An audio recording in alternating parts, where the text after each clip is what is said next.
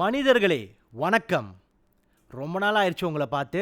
நீங்களும் என்னை பார்த்து ரொம்ப நாளாக இருக்கும். ஏன்னா நான் இடைப்பட்ட காலத்தில் நான் வீடியோஸ் போடுறத கம்மி பண்ணிட்டேன். வீடியோஸ் ஆக்சுவலி போடவே இல்லை ஒரு ஐ திங்க் ஒரு 1 மந்த்தாக.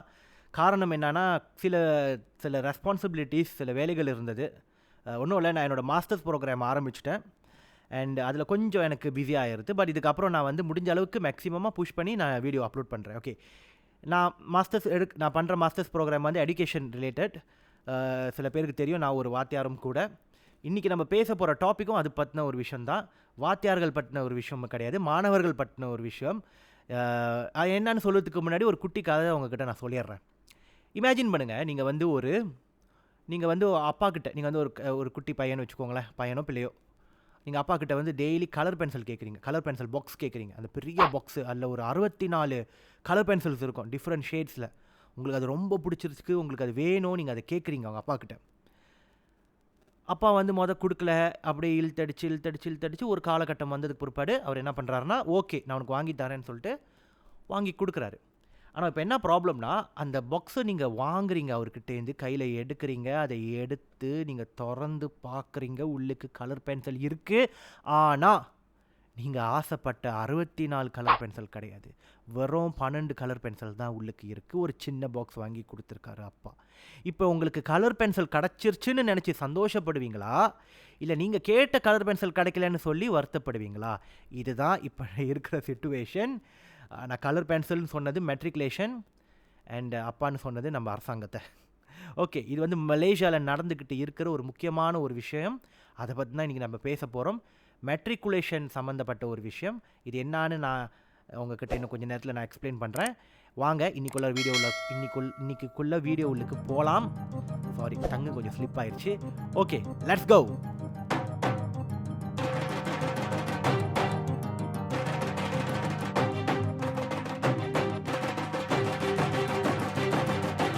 Hello everybody.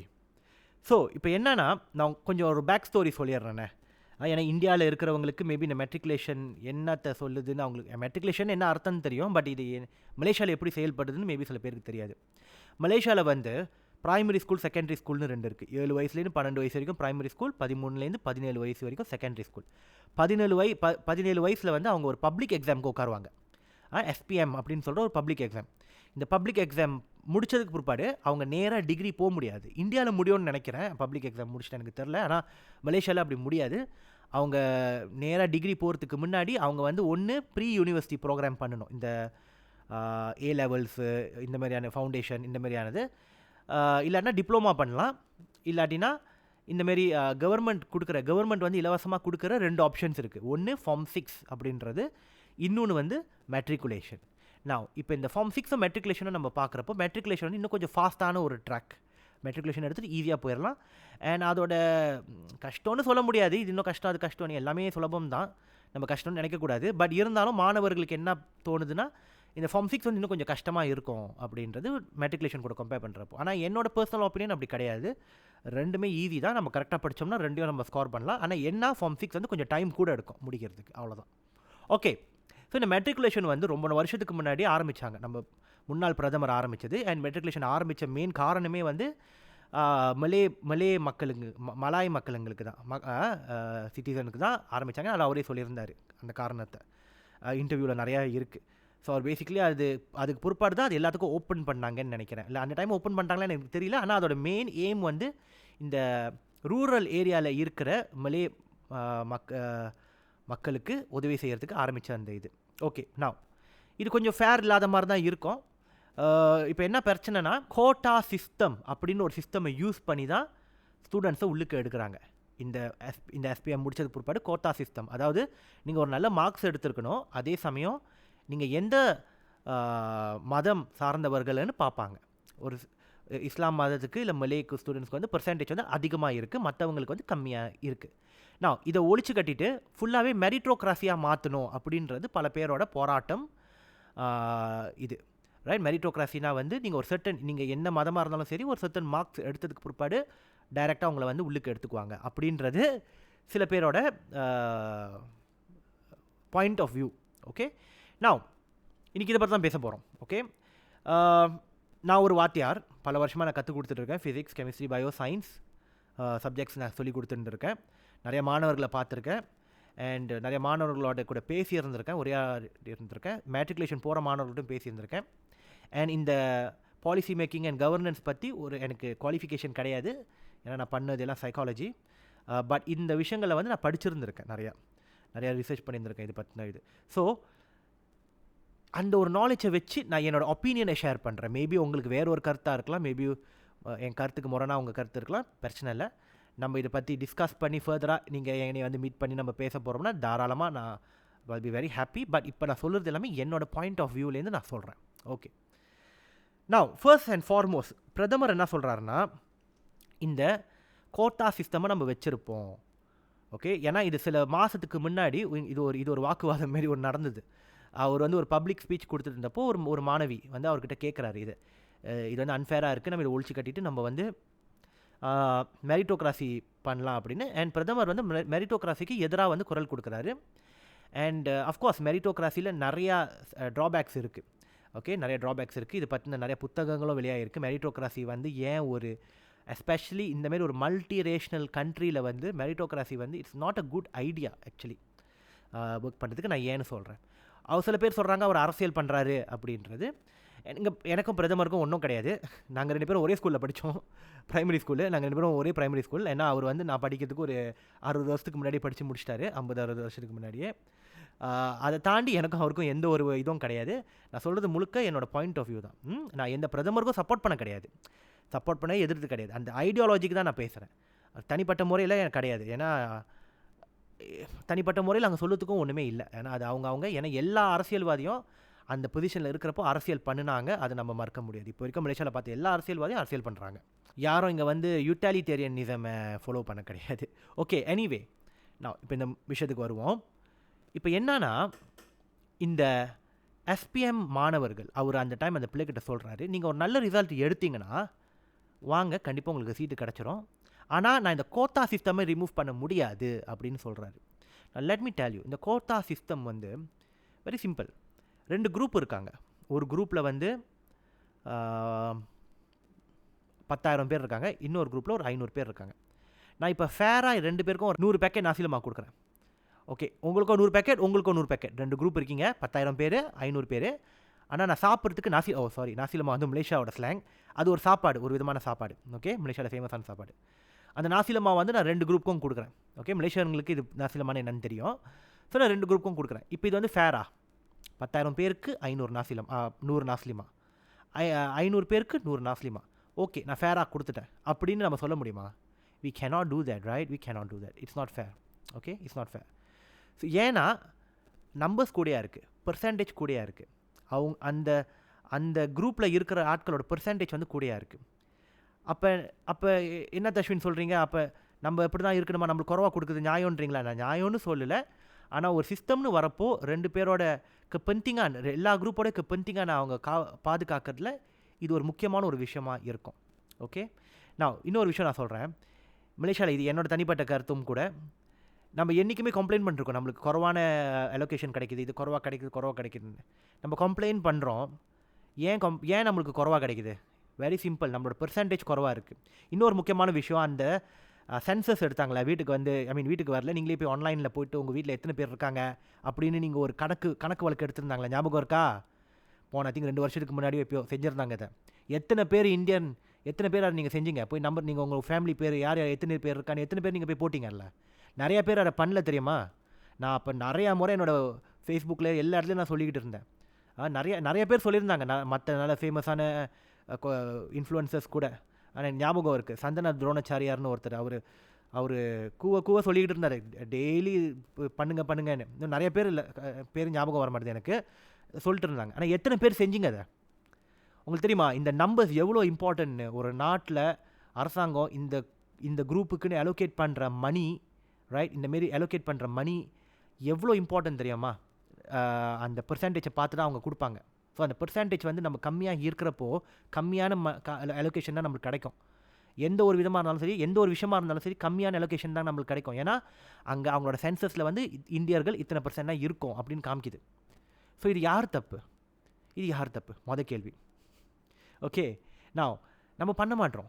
அந்த சிஸ்டமில் வந்து நம்ம இவ்வளோ தான் இருக்கோன்னு காமிக்குது. ஸோ இப்படி இருக்கையில் இப்படி தான் நடக்கும். அண்ட் ரெண்டாவது என்ன தெரியுமா, எனக்கு புரிய மாட்டுது. நம்ம நிறையா படிக்கிறோம், நம்ம நிறையா படிக்கிறோம். அஃப்கோர்ஸ் நாலேஜபான பீப்புள் அதிகமாக வந்துக்கிட்டே இருக்காங்க. இப்போ என்ன ஆகுது தெரியுமா, நம்ம இன்னும் படித்து அறிவாளியாக ஆக ஆக ஆக ஆக நம்ம ரீப்ரொடியூஸ் பண்ணுறது கம்மியாகிக்கிட்டே போகுது. பிள்ளை பத்துக்கிறது கம்மியாகிக்கிட்டே போகுது. பிள்ளை பத்துக்க மாட்டாங்க. நீங்கள் பிள்ளையும் பத்துக்க மாட்டீங்க. அப்போ என்ன ஆகுது, எண்ணிக்கை குறைஞ்சிக்கிட்டு தான் போகுது. The numbers are reducing because you are not reproducing. Simple. So இப்படி ஆகிறப்ப என்ன ஆகுது, நம்ம மைனாரிட்டி ஆகிக்கிட்டு போகிறோம். ஒரு ஒரு ஒரு ஒரு ஒரு பிரதமர், அவருக்கு வந்து உங்கள் ஓட்டு கிடைக்காட்டினா அவர் அப்பயும் பிரதமராக ஆகலாம். அந்த அளவுக்கு நம்மளோட பெர்சன்டேஜ் கம்மியாக இருந்தால், why you think he want to care about us? Nobody in that position, not only him, anyone in that position will not care about us. ஏன்னா நம்ம பெர்சன்டேஜ் கம்மியாக இருக்குது. நம்மளோட குரல் வந்து அங்கே கேட்க போகிறது கிடையாது. நம்மளுக்கு ஆக்சுவலி இவ்வளோ குறவாக இருந்து நம்மளுக்கு அரசாங்கத்தில் இவ்வளோ இடம் கிடச்சிது, இவ்வளோ விஷயம் கிடச்சிது. It's actually a good thing தெரியுமா. மற்ற நாட்டில் போய் பாருங்கள், சில நாட்டில் மைனாரிட்டியை மதிக்கவே மாட்டாங்க. நம்ம எவ்வளோ சின்ன மைனாரிட்டி தெரியுமா, எவ்வளோ சின்ன மைனாரிட்டி. சீனவர்கள் கூட கம்பேர் பண்ணுறப்ப கூட ரொம்ப குறவான மைனாரிட்டி நம்ம. Okay, maybe in reality maybe நம்ம கொஞ்சம் கூட இருக்கலாம். ஆனால் நீங்கள் தான் போய் சென்சஸை ஃபில் அப் பண்ணி உங்களோட டாட்டாவை நீங்கள் ரெஜிஸ்டர் பண்ணலையே, எத்தனை பேர் இருக்கீங்கன்னு சொல்லலையே, அப்புறம் அரசாங்கத்துக்கு எப்படி தெரியும்? அவங்களுக்கு தெரிஞ்சிருக்க நம்ம இவ்வளோ தான் இருக்கும். எனக்கு எக்ஸாக்டாக அந்த புள்ளி விவரம் எனக்கு தெரியலை, பட் உங்ககிட்ட இதை சொல்கிறேன். ஸோ இப்போ என்ன பிரச்சனைனா, நம்ம இவ்வளோ கம்மியான ஆட்கள் இருக்கோம், பிள்ளையும் பத்துக்க மாட்டோம். ஸோ ஆல்ரெடி வெரி குறவாக இருக்குது. நம்மளுக்கு அதிகமாக அலோகேஷன் எப்படி கொடுப்பாங்க? ஓகே, ஃபர்ஸ்ட் பாயிண்ட் என்னோட. ரெண்டாவது, ஓகே இப்போ என்ன சொல்லியிருக்காங்கன்னா, 10 A's நீங்கள் மேலே எடுத்துட்டிங்கன்னா, இல்லை 10 A's டச் பண்ணிட்டீங்கன்னா, அவங்க A+ கூடயும் சொல்லலன்னு நினைக்கிறேன், A தான் உங்களுக்கு மெட்ரிகுலேஷன் கன்ஃபார்ம். இதுக்கான ஒப்போசிங் பாயிண்ட் ஆஃப் வியூ என்ன தெரியுமா, நான் பார்த்தேன் ஃபேஸ்புக்கில், முக்கால்வாசி மாணவர்கள் 9 சப்ஜெக்ட் தான் எடுக்கிறாங்க, அதில் எங்கே 10 சப்ஜெக்ட் எடுத்து மெட்ரிகுலேஷன் போடுறது? நியாயமான கேள்வி, ரொம்ப நியாயமான கேள்வி. ஏன்னா மெஜாரிட்டி ஆஃப் இந்தியன் 9 சப்ஜெக்ட் தான் எடுக்கிறாங்க, என்னையை உட்பட நானும் 9 சப்ஜெக்ட் தான் எடுத்தேன். என் கேள்வி என்னென்னா, உங்களை 10வது ஒரு சப்ஜெக்ட் எடுக்க சொன்னால் நீங்கள் என்ன போய் தசாவூர் சப்ஜெக்ட் எடுக்க போகிறீங்களா, புரியாத ஒரு மொழியில்? இல்லை 10வது சப்ஜெக்ட் எடுக்க சொன்னால் உங்களை போய்ட்டு நீங்கள் என்ன மியூசிக் சம்மந்தம் எடுக்க போகிறீங்களா, இல்லை வேறு சம்மந்தம் இல்லாமல் ஒன்று எடுக்க போகிறீங்களா? தமிழவர்கள் கம்ப்ளைண்ட் பண்ணிகிட்டு இருக்கீங்க, உங்கள் கண்ணு முன்னுக்கே இருக்குது 10வது சப்ஜெக்ட் தமிழ் மொழி, அதை ஏன் எடுக்க மாட்டீங்க? ஆக்சுவலி இவர் பண்ணுற இந்த ஒரு இது 10 மொழி எடுக்குது, 10 A எடுத்தால் உங்களுக்கு மெட்ரிகுலேஷன் கொடுக்குறாங்களே, அப்போ பேரண்ட்ஸ் 10 சப்ஜெக்ட் போடுங்க பசங்களுக்கு. என்ன வந்துடுது? தமிழ் மொழி மறக்கப்பட்ட ஒரு மொழி இந்த நாட்டில், மறந்துக்கிட்டு இருக்கோம். நானும் எஸ்பிஎம்மில் தமிழ் எடுக்கல, ரொம்ப வருத்தப்படுறேன். எனக்கு மறுபடியும் ஒரு சான்ஸ் கிடச்சிச்சுன்னா நான் கண்டிப்பாக போய் எடுத்துருவேன். ஏன்னா நான் ஸ்கோலாக்கு பங்சானில் படித்தேன், அப்போ எனக்கு ஸ்கூலில் வந்து தமிழ் சொல்லிக் கொடுப்பாங்க, நான் போக மாட்டேன் ஒழுங்கா. இப்போ நான் அதுக்கு வருத்தப்படுறேன். இப்போ சொந்தமாக எனக்கு படிச்சுக்கிட்டு இருக்கேன் தமிழ். ஏன்னா படத்துக்கு எனக்கு தமிழில் லிரிக்ஸ் எல்லாம் எழுதுறதுக்கு தேவைப்படுது, ஃபிலிம் மேக்கிங்கில் நான் சொந்தமாக படிச்சுட்ருக்கேன். ஆனால் இந்த தமிழ் மொழியை ஏன் எடுக்க மாட்டோம்? 10வது சப்ஜெக்ட்னா ஒன்று இருக்கேன், நீங்கள் இன்னும் அவ்வளோ பெரிய கஷ்டமான சப்ஜெக்ட் தமிழ் மொழி, நம்ம பேசுகிற மொழி, அதில் கற்றுக்கிறதுக்கு என்ன பிரச்சனை உங்களுக்கு? தமிழ் மொழி எடுங்க, 10 சப்ஜெக்ட் கிடச்சிருச்சு, A எடுத்துங்க, ஸ்கோர் பண்ணுங்கள், யூல் கெட் இட். அஃப்கோர்ஸ் இப்போ இங்கே என்ன ஆகுதுன்னா, ஒன்றுமே இல்லாமல் இருந்துச்சு, இப்போ ஒன்று வந்திருக்குல்ல. நான் இங்கேயே ஸ்டாப் பண்ணணும்னு சொல்லலை. அஃப்கோர்ஸ் இதோட போராட்டம் கண்டினியூ ஆகணும், இன்னும் நிறைய விஷயங்கள் நம்மளுக்கு கிடைக்கணும். ஆனால் அது எல்லாம் கிடைக்கணும்னா நான் சொல்யூஷனை சொல்லிக்கிட்டு இருக்கேன் உங்ககிட்ட. இப்போ ஏன்னா எப்போவுமே கம்ப்ளைண்ட் பண்ணிக்கிட்டு இருப்போம், எல்லா விஷயத்துக்கும் கம்ப்ளைண்ட் பண்ணிக்கிட்டு இருப்போம். ஒரு ஊரில் ரேப் நடந்துருச்சுன்னா ரேப்பை கம்ப்ளைண்ட் பண்ணுவோம், கீழே இப்படி ரேபிஸ்ட் இப்படி கொலை பண்ணணும், இப்படி இது பனிஷ்மெண்ட் கொடுக்கணுன்னுவோம், வீட்டில் திருட்டு போட்டுச்சுன்னா இப்படி பண்ணுவோன்னுவோம், ஆக்சிடென்ட். ஆனால் எதுக்கும் நம்ம ஒரு சொல்யூஷனை யோசிக்க மாட்டோம். நான் சொல்கிறது ஒரு சொல்யூஷன். 10 A எடுக்கணுமா, 10வது சப்ஜெக்டாக தமிழில் எடுங்க, தமிழ் படிங்க, தமிழில் பேசுங்க, தமிழில் எழுதுங்க, தமிழில் ஸ்கோர் பண்ணுங்கள். 10 சப்ஜெக்ட் உங்களுக்கு கரெக்டாக இருக்குது, A எடுங்க, கன்ஃபார்ம் மெட்ரிகுலேஷன். வேறு என்ன வேணும்? ஓகே, அஃப்கோர்ஸ் நீங்கள் சொல்லலாம் கொஞ்சம் குறைக்கலாம், அது எனக்கு தெரியலை. அது கவர்மெண்ட் என்ன பண்ண போகுது, ஏது பண்ண போகுதுன்னு எனக்கு தெரியலை. அண்ட் இது எப்போ எவ்வளோ சீக்கிரம் நடக்க போகுதுன்னு எனக்கு தெரியலை. ஆனால் இப்போ ஒரு சான்ஸ் கிடச்சிருச்சே, ஒரு ஆப்பர்ச்சுனிட்டி கிடச்சிருச்சு, எதுக்கு இது வீணாக்குறீங்க? எதுக்கு உட்காந்து கம்ப்ளைண்ட் பண்ணிடுறீங்க? எதுக்கு இதை வச்சு அரசியல் பண்ணிகிட்டு இருக்காங்க சில பேர்? ஓகே, ஸோ அகெயின்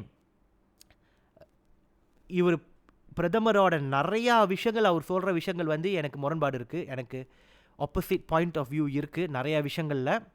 ஆனால் இந்த விஷயத்தில் அவர் கொடுத்துருக்கிறது நான் நினைக்கிறேன் இது ஒரு நல்ல ஆப்பர்ச்சுனிட்டி. ஆக்சுவலி இது நம்ம கம்ப்ளைண்ட் பண்ணுறதோட ஒரு ஆப்பர்ச்சுனிட்டி கிடச்சிருக்கு, ஒரு டோர் கிடச்சிருக்கு. அந்த டோர் உங்களுக்கு பூந்து போக பாருங்கள், உங்களுக்கு வேண்டியது கரெக்டாக உங்களுக்கு அமையும். ஒரு விஷயம் இப்போ கேரண்டி பண்ணிட்டாங்க, நீங்கள் பயப்படவே தேவையில்லை. 10 A எடுத்துருங்க, உங்களுக்கு கன்ஃபார்மாக மெட்ரிகுலேஷன் கிடச்சிரும், கேரண்டி.